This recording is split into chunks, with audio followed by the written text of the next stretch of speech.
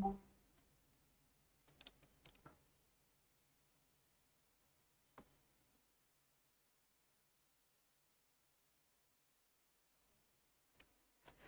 hello my dear unstoppables, welcome back to this channel. I am Abdul Samad Khan, आपका प्यारा ask sir हाजिर हो चुका है आज उस सीरीज में जिसमें हम कवर करेंगे वो टफेस्ट क्वेश्चन जो आया है जेईई एडवांस में, मूविंग चार्ज एंड मैग्नेटिज्म, जो क्लास 12 का काफी अच्छा लगने वाला चैप्टर है और मैग्नेटिक इफेक्ट्स ऑफ करंट से ज्यादातर क्वेश्चन जेईई मेंस में आते भी हैं।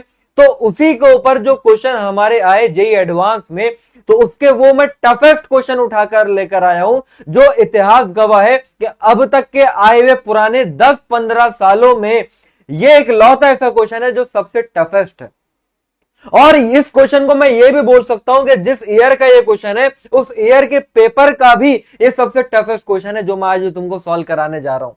तो अगर तुम्हारे अंदर दम है तो ये करके दिखाओ। जो आज हम क्वेश्चन करने वाले हैं ये वो क्वेश्चन है जिसको जेईई एडवांस में अटेम्प्ट करने वाले बच्चों में से सिर्फ 1% बच्चे ही सही कर पाए।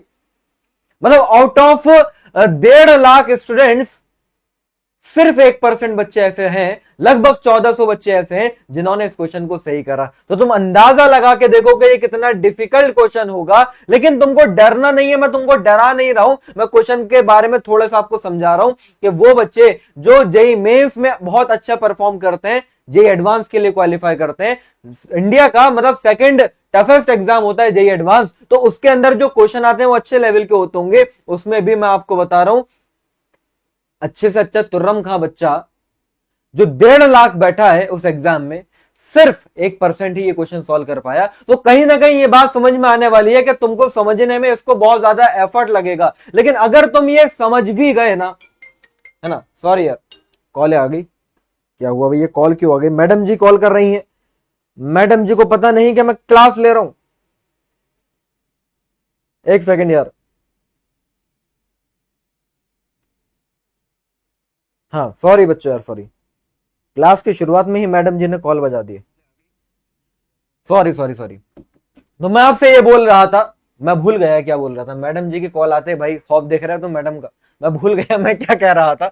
फिलहाल मैं ये कह रहा था कि ये टफ क्वेश्चन होने वाला है, लेकिन ऐसा नहीं है कि तुमको समझ में नहीं आएगा। इस क्वेश्चन को सॉल्व करने वाली हर एक मैं आपको बातें बताऊंगा। हाँ थोड़ा सा लेंदी हो जाएगा क्योंकि ये ईमानदारी से मैं बता रहा हूं, ये वो क्वेश्चन है जिसको जब मैंने पहली बार देखा कि लाओ यार बच्चों को ये करा के दिखाते हैं, तो मैंने भाई जाहिर सी बात है क्योंकि जब 1% ही बच्चे सॉल्व कर पाए तो ऐसा तो है नहीं कि मैं बिना सॉल्व करे तुम्हारे सामने आके खड़ा हो जाऊंगा। मैंने सोचा लाओ मैं भी अटेम्प्ट कर लेता हूं। भाई मुझे 10 मिनट लग गए इस क्वेश्चन को सॉल्व करने में और 2 बार में जाके उसका आंसर निकल कर आया। मैं झूठा दिखावा नहीं करूंगा, लेकिन हाँ ये ठीक है, अपने आप में सही लेवल का क्वेश्चन है। तो अगर ये जो मैं तुमको क्वेश्चन सिखाने जा रहा हूं, अगर तुम 50% भी मेरी बताई हुई बातों को अगर अच्छे से समझ गए तो मजा ही आ जाएगा। मतलब इस क्वेश्चन के अंदर रोटेशन भी आएगा, मैग्नेटिक इफेक्ट्स ऑफ करंट भी आएगा, करंट इलेक्ट्रिसिटी भी आएगा, पता नहीं ना जाने क्या क्या आएगा।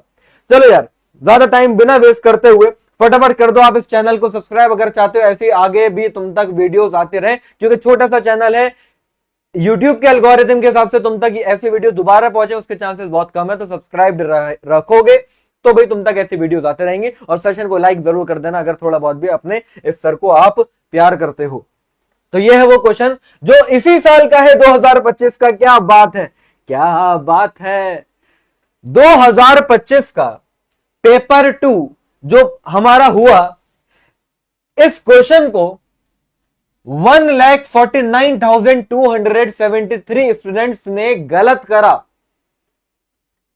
गलत करा मतलब इस क्वेश्चन को 82%, लगभग 83% बच्चों ने गलत करा। मतलब अटेम्प्ट ज्यादातर बच्चों ने करा, लेकिन क्योंकि मूविंग चार्ज एंड मैग्नेटिज्म बच्चों को लगता है आसान चैप्टर है, अच्छे से जो 12 में क्लास में बच्चे आए होते हैं वो बड़ी शिद्दत प्यार मोहब्बत से इसको पढ़ा होता है, तो छोड़ कैसे सकते हैं भाई, वही वाली बात। तो इसको छोड़ा नहीं, मतलब सिर्फ और सिर्फ 16% बच्चों ने इस क्वेश्चन को छोड़ा, सिर्फ 16% बच्चों ने छोड़ा।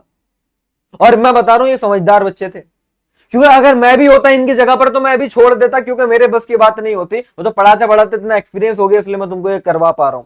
लेकिन 83% बच्चों का गलत हो गया, तो कितना टाइम लिया होगा इस क्वेश्चन के अंदर, और आंसर भी गलत आया, नेगेटिव नंबर करवा के गया। सिर्फ कितने में बोलो, लगभग 1800 बच्चों ने सॉल्व करा, 1.01% बच्चों ने। देखते हैं ऐसा क्या है इस क्वेश्चन के अंदर, और क्या ये अपनी औकात का क्वेश्चन है, और अगर नहीं है तो इसकी औकात को गिरा के मैं लेकर तो तुम्हारे लेवल पर जरूर आ जाऊंगा कि तुमको समझ में आके रहेगा। चाहे 5 मिनट लगे, 10 मिनट लगे, 15 मिनट लगे, मैटर नहीं करता। पॉइंट टू पॉइंट एक एक बात समझेंगे, और वो हर एक पॉइंट जो भी मैं तुमको समझाऊंगा वो हर एक पॉइंट बड़ा ही इंपॉर्टेंट होगा तुम्हारे जेईई मेंस में अच्छे से परफॉर्मेंस देने के लिए। ये मत समझना कि जे एडवांस अपनी औकात के बाहर की बात है। इसको समझाने में अब जितने भी बातें आएंगी वो सब की सब तुम्हारी जेईई मेंस में जरूर काम में आएंगे, तो फिजिक्स इंप्रूव हो जाएगी। चलो यार पढ़ते हैं भाई फटाफट क्या बोला जा रहा है इस क्वेश्चन के अंदर। ठीक है, करें भाई, शुरू करें, तैयार हो? क्या तुम लग के टिक के करने के लिए, समझने के लिए तैयार हो? ऐसा ना हो गया यार बीच में से आधा दूरा तुम छोड़ के चले जाओ। मतलब फिर मैं सही में बता रहा हूं कि मैं तुम्हारा चेहरा पकड़ के ऐसे कहना चाहता हूं कि भाई रहने दो, तुमसे ना हो पाएगा। हिम्मत है तो जब आप अब अगर क्वेश्चन सुन रहे हो ना, तो क्वेश्चन सुनने के बाद आखिरी आंसर आने तक एटलीस्ट टिके रहना, वीडियो पूरी देख लेना, बहुत कुछ तुमको ज्ञान मिल जाएगा। देखो भाई मैथ्स भी सुधर जाएगी। देखो तो तुम एक बार, बोला यह गया कि एक कंडक्टिंग सॉलिड स्फीयर है जिसकी रेडियस है r। ठीक है, एक सॉलिड स्फीयर, मोटे सी हमारे सॉलिड स्फीयर, जैसे कि मान लो एक ये बॉल है, लेकिन ये पूरी की पूरी सॉलिड स्फीयर है, और इसकी रेडियस क्या है? इसकी रेडियस है r। और इस सॉलिड स्फीयर का मास क्या है वो क्वेश्चन में दे रखा है m। और इस पूरे का पूरे सॉलिड स्फीयर के अंदर जो चार्ज डिस्ट्रीब्यूटेड है वो चार्ज q है। पूरा का पूरा स्फीयर में चार्ज बटा हुआ है तो वो चार्ज इज q। अब ये स्फीयर हमारा रोटेट हो रहा है about an axis passing through the centre of a uniform angular, है ना, सेंटर से एक एक्सिस पास हो रही है, और ये हमारा स्फीयर जो है ऐसे करके ये घूम रहा है, ये घूमी घूमी कर रहा है अपनी एक्सिस के अबाउट, तो उसकी एंगुलर वेलोसिटी ओमेगा दे रखी है। हमें बताना है मैग्नेटिक मोमेंट और एंगुलर मोमेंटम का रेशो। वो जो कि दे रखा है मैग्नेटिक मोमेंट और एंगुलर मोमेंटम का ratio alpha q by 2m, तो हमें अल्फा की वैल्यू निकालनी है। मतलब क्वेश्चन समझ में आ गया? क्वेश्चन क्या है? एक सिंपल सा सॉलिड स्फीयर, सॉलिड स्फीयर का रेडियस r, मास m, चार्ज q, और वो घूम रहा है ओमेगा एंगुलर वेलोसिटी से, ऐसे करके ओमेगा एंगुलर वेलोसिटी से घूम रहा है, तो इसका मैग्नेटिक मोमेंट और इसका एंगुलर मोमेंटम का रेशियो बताओ। इस क्वेश्चन को सॉल्व करने में आप आज इस सेशन के थ्रू पता क्या क्या सीख पाओगे? आप रोटेशन की बातें भी सीख पाओगे। ठीक है, रोटेशन के अंदर मोमेंट ऑफ इनर्शिया निकालना, रोटेशन के अंदर एंगुलर मोमेंटम निकालना, यह भी मैं सिखा दूंगा इस छोटे से क्वेश्चन के थ्रू। और साथ में मैग्नेटिक मोमेंट वो भी निकालना सीख लेंगे, और इंटीग्रेशन भी सीख लेंगे, अच्छा खासी मैथ्स भी हम सीख लेंगे, अच्छे खासी बेसिक मैथ्स भी हम सीख लेंगे। तो इस क्वेश्चन में ये 4 चीजें आप सीखने वाले हो। और अभी रुको, नहीं 4 नहीं 5 चीजें, करंट इलेक्ट्रिसिटी भी सीख लोगे, करंट इलेक्ट्रिसिटी। ये 5 कॉन्सेप्ट लगने वाले इस क्वेश्चन को सॉल्व करने के लिए। तैयार हो? ईमानदारी से 10 मिनट देने के लिए तैयार हो? चेक तो करो कि तुम्हें क्या बातें समझ में आ भी सकती हैं, अगर तुम पूरा 100% चीजों से दिमाग लगा के समझो। चलो देखते हैं। तो क्वेश्चन का सॉल्यूशन मैं आपको अपने तरीके से कराता हूं, है ना। तो तरीका ये रहेगा, सबसे पहले फिगर बना लेता है, क्योंकि सारा खेल फिगर में ही है। ये मैं क्या बोल गया, फिलहाल खेल तो सारा फिगर का ही है। ये हमने फिगर बनाई, ये एक हमारा सॉलिड स्फीयर है, और इस सॉलिड स्फीयर की रेडियस है r। अब आप मुझे यह बात बताओ, अगर ये सॉलिड स्फीयर इस एक्सिस ऑफ रोटेशन के अबाउट ऐसे घूम रहा है ओमेगा एंगुलर वेलोसिटी से, मतलब ये ऐसे ऐसे ऐसे करके ये घूम रहा है ओमेगा एंगुलर वेलोसिटी से, और इस सॉलिड स्फीयर के ऊपर, पूरे स्फीयर के ऊपर चार्ज कितना है? वो चार्ज है हमारा q। वो चार्ज कितना है? वो चार्ज है हमारा q। अच्छा, इतनी बात तो समझ में आती है।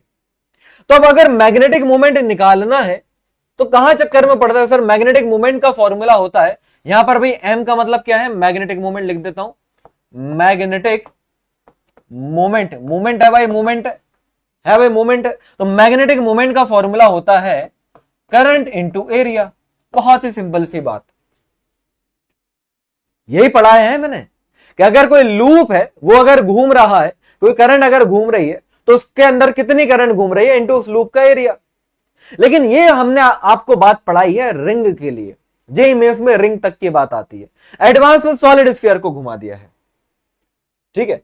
अब अगर एडवांस में सॉलिड स्फीयर को घुमा दिया तो उसकी कहानी काफी अच्छे लेवल की होगी होगी तो यार अब देखो करना क्या है, मैं डायरेक्ट तो नहीं निकाल सकता इसका magnetic moment current into area. किसी बच्चे के दिमाग में आ रहा हो कि सर हमारा है ना, अगर कोई बच्चा सोचेगा सर इसका जो चार्ज है वो क्यू है, घूम रहा होगा टी टाइम में, तो आई की जगह पर क्यू बाई टी रख देते हैं और एरिया की जगह पर इसका ये क्योंकि स्फीयर है तो surface area 4 pi are square रख देते हैं। लो जी मैग्नेटिक मोमेंट आ गया। अगर आप ऐसा सोच रहे हैं तो भाई आप बिल्कुल गलत हैं, और ज्यादातर बच्चों ने ऐसा ही सोचा इसलिए गलत हुआ। 83% बच्चों का बेवजह 83 थे ना, है ना, 83% बच्चों का इस वजह से गलत हुआ। ये ऐसा नहीं होगा।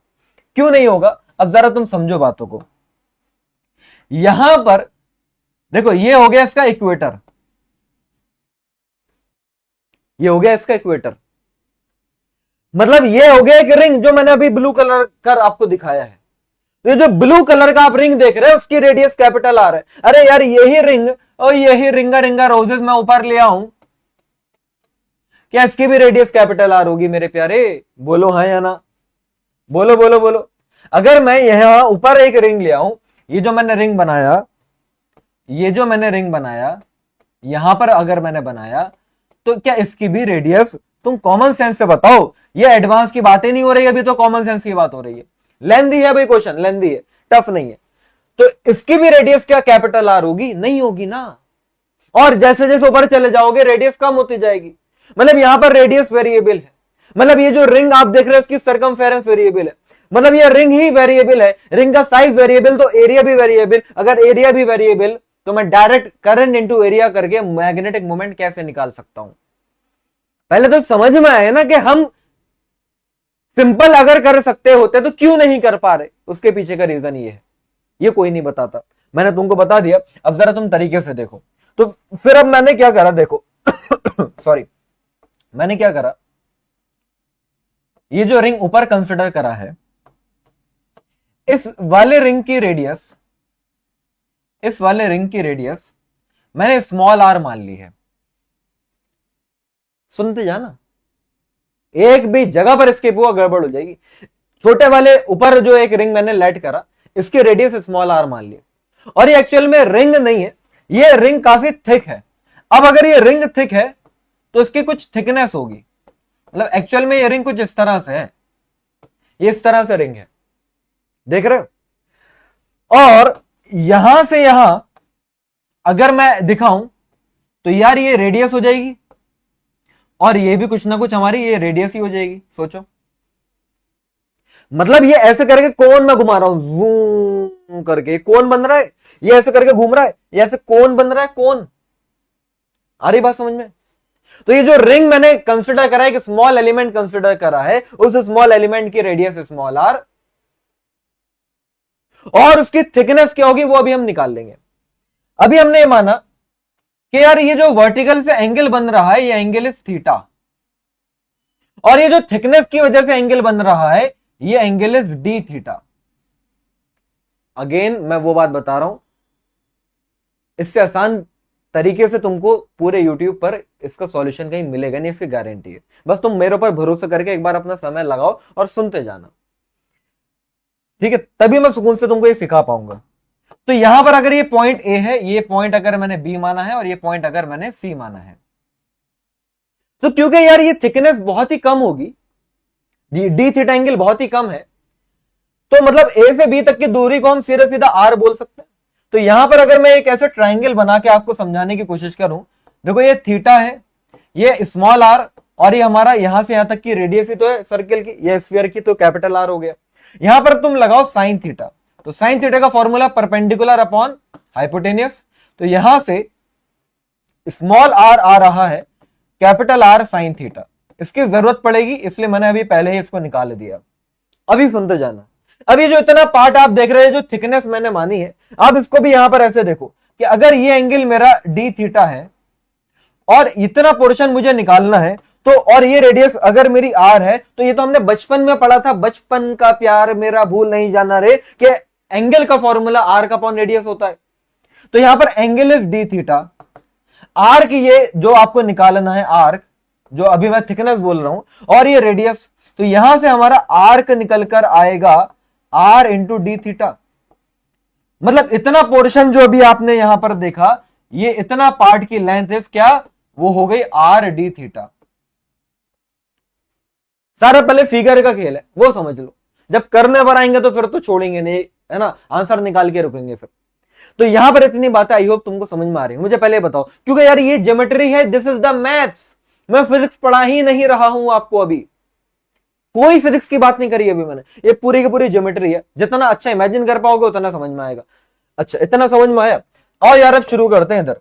तो मुझे अगर मैग्नेटिक मोमेंट निकालना है तो मैं पहले इस स्मॉल एलिमेंट का, है ना, फॉर स्मॉल एलिमेंट, फॉर ये जो एक स्मॉल एलिमेंट हमने अभी देखा, इस स्मॉल एलिमेंट के लिए मैं मैग्नेटिक मोमेंट निकालता हूं। तो मैग्नेटिक मोमेंट स्मॉल हो जाएगा, तो वहां पर हमारी करंट भी स्मॉल इनटू एरिया हो जाएगा। सुनते जाएंगे। करंट भाई इतने पोर्शन में, अब ये जो इतना पोर्शन आप देख रहे हो ना, ये जो मैंने रिंग दिखाया है ग्रीन वाला जिसके कुछ थिकनेस है, वो घूम रहा है, तो इतने पोर्शन में कुछ चार्ज होगा जो कि घूम रहा होगा, और जब चार्ज घूमता है तो उस चार्ज के घूमने की वजह से करंट आती है। चार्ज जब मूव करता है तो उसकी वजह से क्या आती है भाई, करंट आती है। यार एक सेकंड में देखूं बच्चे आंसर बता पा रहे हैं क्या? वेरी गुड यार, वेरी गुड। कुछ बच्चे तो मुझसे आगे आगे चल रहे हैं, मतलब मैं फिर थोड़ी सी स्पीड बढ़ा सकता हूं।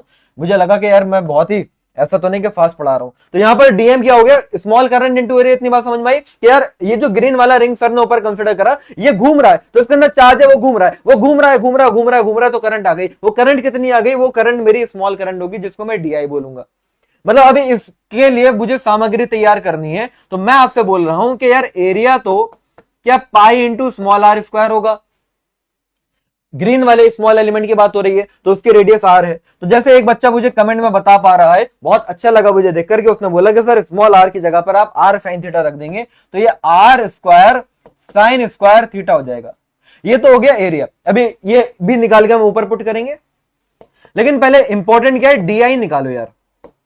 अभी डीआई कैसे निकले, ये तो करंट है ना, करंट आई उस छोटे से चार्ज घूमने की वजह से जो इस रिंग में आ रहा है, ग्रीन वाली ये जो रिंग आप देख रहे हैं इसके अंदर जो चार्ज आ रहा है वो घूमने की वजह से करंट आ रही है ना, इतनी बात समझ में आती है। और करंट इलेक्ट्रिसिटी में हमने पढ़ा है कि यार डीआई का फॉर्मूला dq बाय dt होगा। क्या ऐसा बोल सकता हूं कि change in charge upon change in time, ऐसा बोला जा सकता है कि चार्ज अपॉन टाइम ही करंट होता है। तो मैंने लिख दिया भाई, ज्यादा कॉम्प्लेक्स नहीं बना रहे, सीधी सीधी बातें चल रही हैं। अब जरा समझो, इतने रिंग के अंदर जिसकी थिकनेस आर डी थीटा है, भाई इसमें कितना चार्ज आएगा? अरे पूरे स्फीयर का चार्ज है कैपिटल क्यू। और ये स्फीयर कैसा है भाई? पहली बात कंडक्टिंग स्फीयर है। कंडक्टिंग स्फीयर का मतलब भले ही सॉलिड स्फीयर हो, सारा का सारा चार्ज बटा हुआ होगा ऑन द सरफेस। इलेक्ट्रोस्टैटिक्स भी आ गया, लो छठा पॉइंट। 6 टॉपिक में पढ़ाऊंगा, इसमें एक और आया इलेक्ट्रोस्टैटिक्स। इलेक्ट्रोस्टैटिक्स में हमने पढ़ा है कि अगर किसी कंडक्टर को, चाहे वो भले ही सॉलिड हो, आप चार्ज दो तो वो सिर्फ आउटर सरफेस पे रहता है, अंदर नहीं होता। मतलब वो जो चार्ज है ना क्यू, वो सिर्फ और सिर्फ सरफेस पर है, मतलब एरिया में बटा हुआ है। Charge is distributed in the area. अगर चार्ज एरिया में बटा हुआ होता है तो एक आती है हमारी टर्म जिसको बोलते हैं सरफेस चार्ज डेंसिटी, सिग्मा। ओ हो। अरे यह, इसको अभी यहीं पे थम जाओ। अभी जरा इधर देखो sir, surface charge density sigma होता था चार्ज अपॉन एरिया।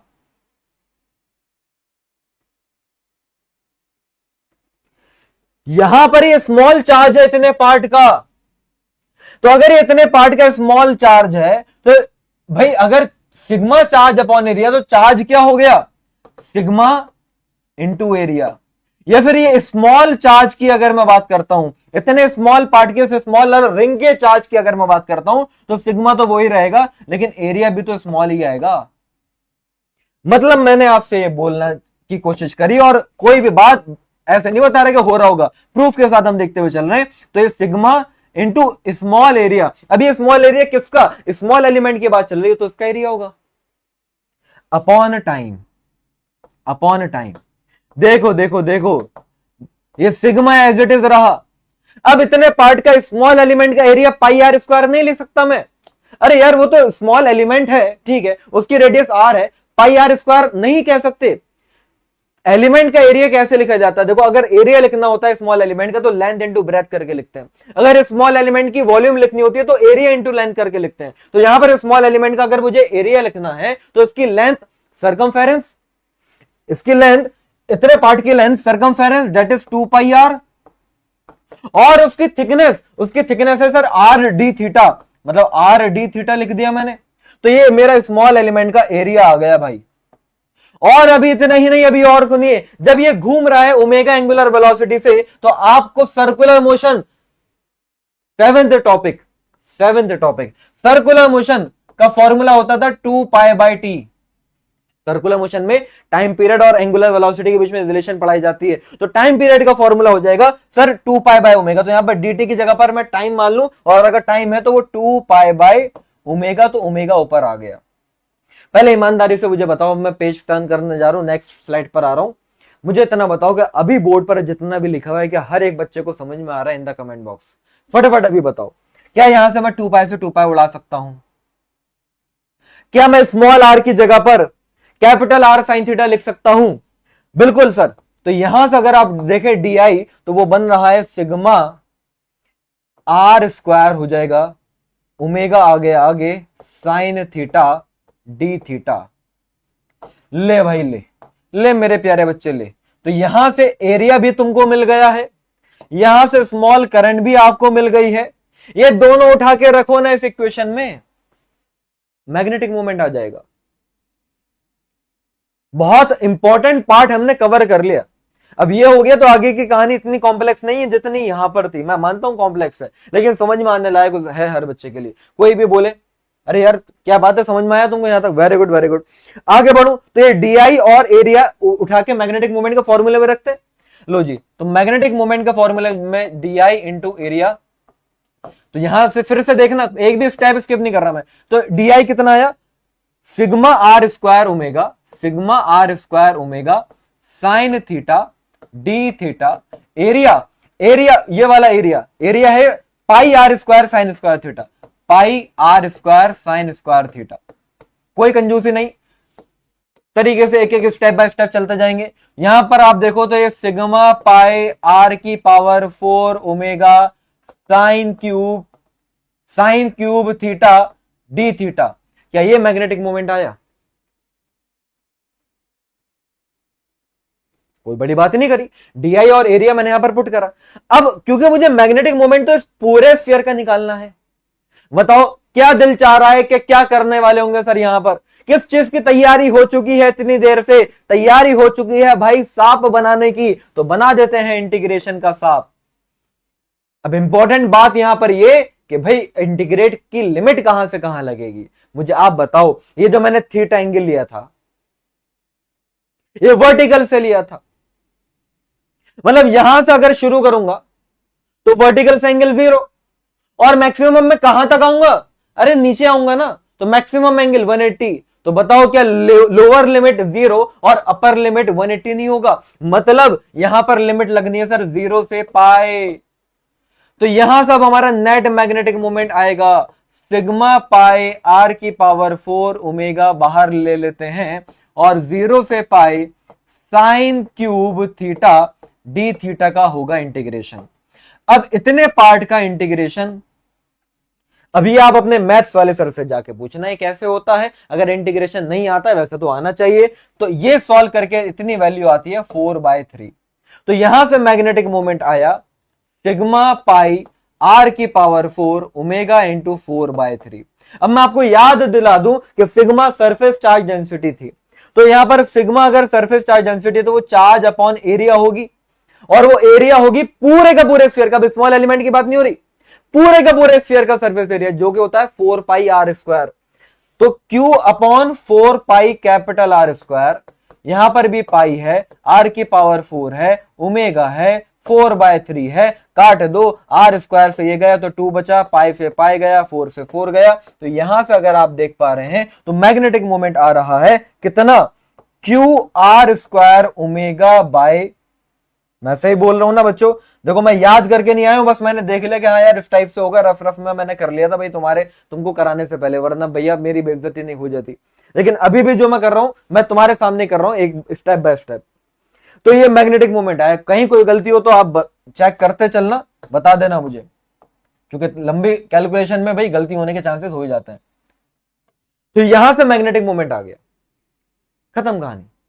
दूसरा क्या था, मैग्नेटिक मोमेंट आ गया, एंगुलर मोमेंटम। अरे एंगुलर मोमेंटम बहुत ही सिंपल, एंगुलर मोमेंटम और रोटेशन चैप्टर पर एंगुलर मोमेंटम का सिंबल होता है एल और फॉर्मूला होता है I omega. Here I moment of inertia और ओमेगा एंगुलर वेलोसिटी। तो यहां पर मोमेंट ऑफ इनर्शिया, कोई बता पाएगा कि सॉलिड स्फीयर अगर घूम रहा हो तो उसका मोमेंट ऑफ इनर्शिया क्या होता है? सॉलिड स्फीयर अगर घूम रहा है तो उसका मोमेंट ऑफ इनर्शिया होता है 2/5 mr²। ये याद करने वाली बात है, और जिसने रोटेशन थोड़ा बहुत भी पढ़ रखा है तो उसको याद होता है, ठीक है। और यहां पर ओमेगा आ गया।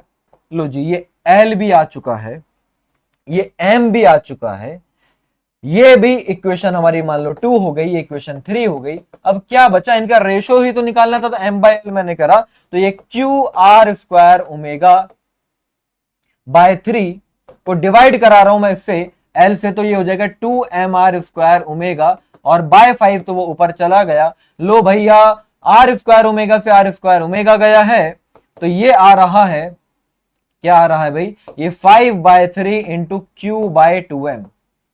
और देखो क्वेश्चन में Q/2m का मल्टीपल ही तो अल्फा था, मतलब मुझसे Q/2m का जो मल्टीपल है दैट इज ये अल्फा, ये अल्फा है मेरे लिए, तो अल्फा आ रहा है 5/3, और इसको अगर मैं डिवाइड करता हूं तो 5 3 1 3 20, तो 3 6 18, तो 1.6 आंसर आएगा, 1.66 या फिर 1.65, जो बोलना चाहो आप।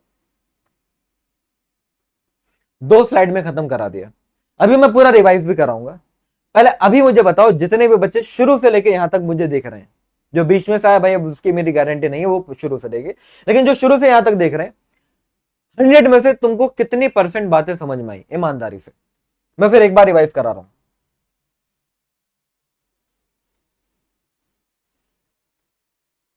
बोलो भाई, क्या बोलते हो, क्या बोलती है पब्लिक? प्राण तो नहीं निकल गए तुम्हारे देखकर कि ये भी फिजिक्स होती है, लेकिन आंसर आ गया बहुत बच्चों का ना, Sparky, miss cutie, very good यार, शाबाश। एक बार मैं फिर से रिवाइज करा देता हूं फटाफट। यहां पर एक हमारा सॉलिड स्फीयर था, conducting solid sphere, radius r, मास m, चार्ज q, घूम रहा है ओमेगा एंगुलर वेलोसिटी से, तो उसका मैग्नेटिक मोमेंट और एंगुलर मोमेंटम का रेशियो निकालना है। तो पहली बात मुझे ये बात समझ में आई कि मैं इसका भाई सीधा सीधा नहीं कर सकता कि भाई magnetic moment current into area होता है, तो करंट Q/T मैंने कर दिया और एरिया 4πr² कर दिया। ये मैं क्यों नहीं कर सकता, क्योंकि मुझे ये बात समझ में आई कि यहां पर अगर ये घूम रहा है तो ये बहुत सारे कॉन्सेंट्रिक सर्किल्स को मिला के बना हुआ है, और हर सर्किल की रेडियस अलग है, तो हर सर्किल की वजह से मूवमेंट ऑफ मतलब मैग्नेटिक मूवमेंट अलग अलग आएगा, तो डायरेक्टली हम नहीं निकाल सकते। जो मैंने एक स्मॉल एलिमेंट कंसीडर करा, ये ग्रीन वाला, जिसकी रेडियस स्मॉल आर है, जो कि यहां से इसके रेडियस के साथ वर्टिकल एंगल बन रहा है थीटा, और इसकी थिकनेस मैंने कुछ मानी, तो यहां पर ये एंगल बन रहा होगा डी थीटा। तो आर्क एंगल का फॉर्मूला आर्क अपॉन रेडियस करके आर्क आया आर डी थीटा, तो ऊपर वाले कॉन्सेंट्रिक सर्किल की मेरी थिकनेस आ गई आर डी थीटा, और रेडियस मेरी स्मॉल आर है। अब इस ट्राइंगल के अंदर जब मैंने ट्रिग्नोमेट्री लगाई तो स्मॉल आर मेरा कैपिटल आर साइन थीटा आ रहा है। यहां से मुझे ये बातें पता चली, फिर मैंने बोला कि ठीक है भाई, अब स्मॉल एलिमेंट का अगर मैं निकालता हूं मैग्नेटिक मोमेंट, तो वो होगा small current into area. Area होता है πr², तो पाई इंटू इसकी रेडियस का स्क्वायर। स्मॉल आर की जगह पर मैंने कैपिटल आर साइन थीटा रखा, तो यहां पर ये रखा, तो πr² साइन स्क्वायर थीटा हो गया।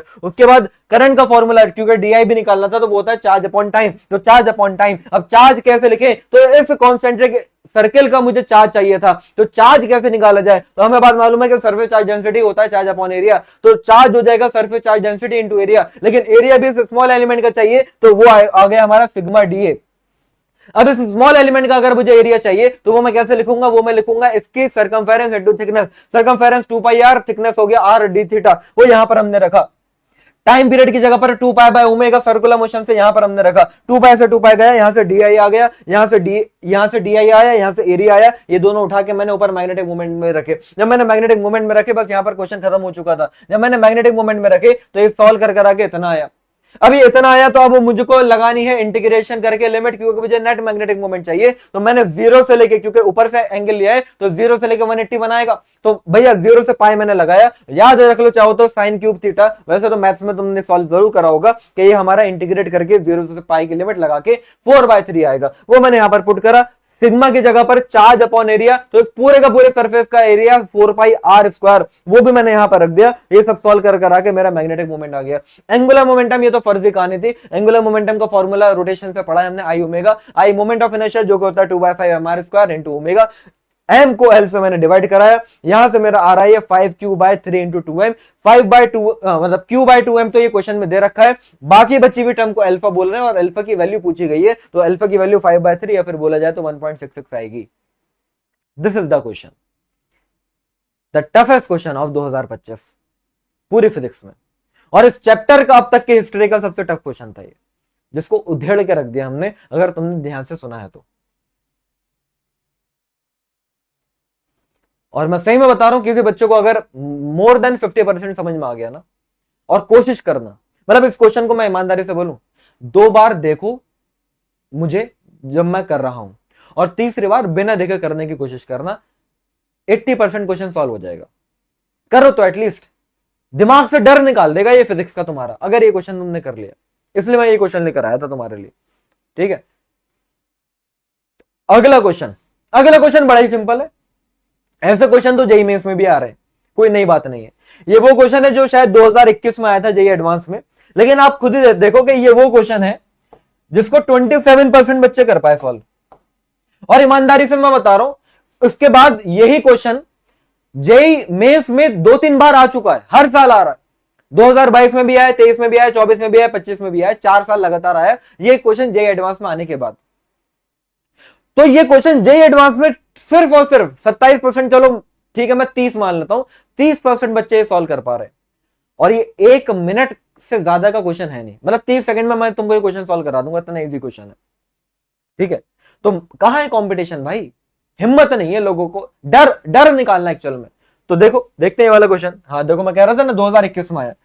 पहले ध्यान से सुनना, सॉल्व करने में 30 सेकंड से ज्यादा नहीं लगेंगे। मेरे पास एक पार्टिकल है, अल्फा पार्टिकल का मास दे दिया, और दूसरा मेरे पास सल्फर का है ना, मतलब दूसरा पार्टिकल क्या है, सल्फर का है। क्या होता है अभी बता दूंगा। और सिंगली चार्ज है, इसका भी मतलब क्या बता दूंगा, और उसका मास दे दिया। अभी मेनली मेरे पास 2 चार्ज पार्टिकल है जिनका कुछ कुछ मास है और कुछ कुछ चार्ज होगा, इतनी बात आती है समझ में। और इनिशियली रेस्ट पे थे, उनको एक्सेलरेट कराया गया वी पोटेंशियल पर, दोनों को, और वो एक ऐसे रीजन में एंटर करे जहां पर यूनिफॉर्म मैग्नेटिक फील्ड है, और वो वेलोसिटी के परपेंडिकुलर है। वो जो चार्ज पार्टिकल अब चलने लगे, उनकी वेलोसिटी जो आई, वो वेलोसिटी के डायरेक्शन के मैग्नेटिक फील्ड इज परपेंडिकुलर।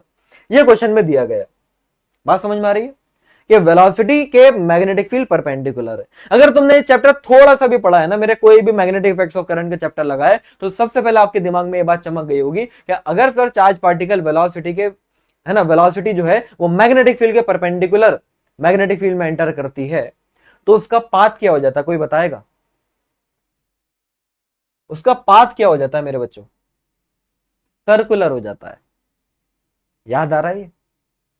और उसकी रेडियस का कुछ फॉर्मूला आता है, बस रेडियस का रेशियो तो पूछ रहे हैं सल्फर और अल्फा पार्टिकल की। देखो तरीके से समझाता हूं। पहली बात, 2 अलग अलग पार्टिकल हैं, तो इनकी कुंडली लिख ली जाए भाई, तभी तो इनके लिए रिश्ता लेके जाओगे। पहले कुंडलियां तो मैच हो। दिक्कत यह कि कुंडली ही में ही दोष आ जाता है, तभी तो कुंडली गड़बड़ हो जाती है। तो पहले देखो कोई दोष तो नहीं है। तो यहां पर इधर है हमारा अल्फा पार्टिकल, इधर है हमारा सल्फर इॉन यह है सल्फर इॉन, सल्फर आयन है। अब देखो, अल्फा पार्टिकल का मास दे रखा है 4 AMU, है ना, 4 एटॉमिक मास यूनिट। और सल्फर पार्टिकल का, ये अल्फा पार्टिकल है, सल्फर पार्टिकल का मास दे रखा है मुझे 32 AMU। वैसे तो ये मालूम भी होता है बच्चों को, इतनी तो केमिस्ट्री पढ़ रहा है यार, ये डूबे वो केमिस्ट्री में। अच्छा, चार्ज की बात करते हैं तो अल्फा पार्टिकल के ऊपर चार्ज आता है 2e, मतलब 2 प्रोटॉन का चार्ज होता है अल्फा पार्टिकल के ऊपर। मतलब अल्फा पार्टिकल तब बनता है जब 2 इलेक्ट्रॉन लूज कर दिए जाते हैं हीलियम एटम में से, तो +2 का चार्ज होगा अल्फा पार्टिकल पर। और क्वेश्चन में जो बोला गया था ना कि सिंगली चार्ज, सिंगल है, ये जो हमारा सल्फर आयन है ये सिंगल है भैया, सिंगल चार्ज है, बिल्कुल बिल्कुल तुम्हारी तरह है, ये भी सिंगल है, तो इसका जो चार्ज है वो हम ई मान लेते हैं। अब क्या बताना है, दोनों की रेडियस का रेशियो। तो जब भी याद रखना कि मैग्नेटिक फील्ड और वेलोसिटी परपेंडिकुलर हो, कोई चार्ज पार्टिकल आए वी वेलोसिटी से मैग्नेटिक फील्ड में, तो वो आते ही घूम जाता है, वो आते ही मैग्नेटिक फील्ड में घूम जाता है और सर्कुलर मोशन करता है, और उसमें उसकी जो रेडियस होती है, उसकी रेडियस का फॉर्मूला मैंने आपको क्या पढ़ाया है, mv/qb होता है। लेकिन यहां पर ये नहीं लगेगा, यहां पर ये v वेलोसिटी है, m मास है, q चार्ज है और b मैग्नेटिक फील्ड है। यहां पर क्योंकि क्वेश्चन में बोला गया कि दोनों को सेम पोटेंशियल से चार्ज करा गया, तो यहां पर फॉर्मूले को थोड़ा सा मॉडिफाई करने की जरूरत। mv मोमेंटम होता है, और मोमेंटम को हम √2m इंटू काइनेटिक एनर्जी भी बोलते हैं, और यहां पर काइनेटिक एनर्जी मिली है पोटेंशियल डिफरेंस की वजह से, तो यहां पर 2m इंटू, जब काइनेटिक एनर्जी पोटेंशियल डिफरेंस की वजह से मिलती है तो काइनेटिक एनर्जी को चार्ज इंटू पोटेंशियल डिफरेंस भी बोलते हैं। ध्यान से देख लो, v वेलोसिटी है तो स्मॉल v इज वेलोसिटी और बड़ा v इज इलेक्ट्रिक पोटेंशियल, और डिवाइडेड बाय रूट तो ऊपर ही रहेगा ना, डिवाइडेड बाय QB। अब जरा देखो, इन दोनों केस में पोटेंशियल तो सेम है, मैग्नेटिक फील्ड तो सेम है, तो मेनली मेरे लिए इस पर्टिकुलर क्वेश्चन में जो फॉर्मूला बन रहा है वो √m, और ये Q ऊपर भी और Q नीचे भी, ऊपर √Q है और नीचे Q है, तो ये √m पूरा का पूरा बाय Q हो जाएगा। बाकी तो भैया 2 दोनों के लिए सेम होगा, पोटेंशियल दोनों के लिए सेम, मैग्नेटिक फील्ड दोनों के लिए सेम। तो अब यहां पर क्वेश्चन खत्म हो जाता है बच्चों, क्योंकि हमसे पूछा गया कि भाई रेडियस बताओ सल्फर और अल्फा पार्टिकल की। तो अगर मैं रेशियो लिखने पर आया तो यहां पर रेडियस अगर है तो ऊपर मास आएगा सल्फर का और नीचे चार्ज आएगा सल्फर का। और अल्फा पार्टिकल की जब मैं बात करूंगा तो देखो ये रेडियस के सामने मास आ रहा है, तो इधर मास आएगा अल्फा पार्टिकल का, और इनवर्सली प्रोपोर्शनल है चार्ज के, तो चार्ज जाएगा ऊपर। बस खत्म हो गई कहानी। तो यहां पर मास सल्फर का 32, चार्ज सल्फर का E, अल्फा पार्टिकल का चार्ज 2e और मास है 4। E से E गया, 2 2 4, 2 16 32, 16 का रूट होता है 4, तो हमारा यहां पर रेशियो आ रहा है 4:1। यहां रेशियो आ रहा है 4:1। जे एडवांस में आया हुआ क्वेश्चन ये सॉल्व हो गया है, बिल्कुल देखो आंसर 4:1 आ रहा है। लेकिन मैं आपको बता रहा हूं ये क्वेश्चन अब जे एडवांस में नहीं आ रहे, अब ये क्वेश्चन हमारे जेई मेंस में आ रहे हैं। 2021 के बाद से आप 2022 के सारे पेपर उठा के देखो, ऐसे ही रेडियस का रेशियो का आपको हर जेई मेंस के पेपर में इस चैप्टर से क्वेश्चन जरूर देखेगा। ठीक है, तो अभी आज जो 2025 में ये क्वेश्चन आया है, ये 2026 से 27 में जेई मेंस में रिपीट हो सकता है। इतना टफ लेवल की बातें रिपीट ना हो, लेकिन कुछ कुछ तो बातें रिपीट हो जाएंगी, इसलिए मैंने तुमको ये कराया। आई होप आपने दोनों क्वेश्चन बहुत अच्छे तरीके से समझे होंगे, और मुझे लगता है आज के लिए इतना ही। मजा आया या नहीं आया भाई? लेवल निकल गए या नहीं निकल गए बताओ यार सही में, मतलब लग रहा ना यार ये इसको फिजिक्स कहते हैं भाई, दिस इज द फिजिक्स। तुम फील करो यार, फिजिक्स से तुम जितना डरोगे ये उतना डराएगी। आज हमने क्या कुछ नहीं कर दिया, किसी आम बच्चे को 10 क्लास से जो अभी नया 11 में उसको ये उठा के दिखा दी जाए ना कि भाई ये है फिजिक्स, तो भाई वो एम्स चला जाएगा।